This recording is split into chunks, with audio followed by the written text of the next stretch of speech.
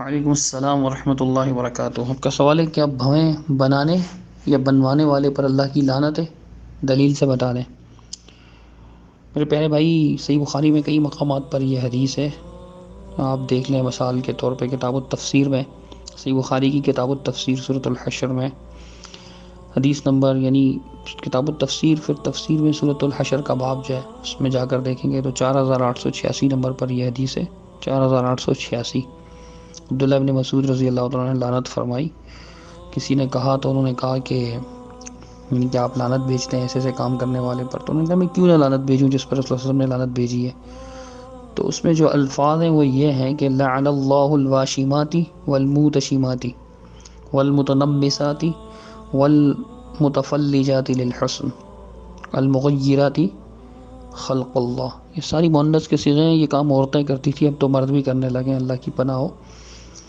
کہ لعنت اللہ کی واشمات پر، واشمات کہتے ہیں کہ سوئی سے نا ایسے وہ یعنی کہ ٹیکے لگانا، پھر اس میں سرما بھر دینا، تو پھر وہ ہرے یا بلو کلر کے ایسے نشان بن جاتے ہیں نا۔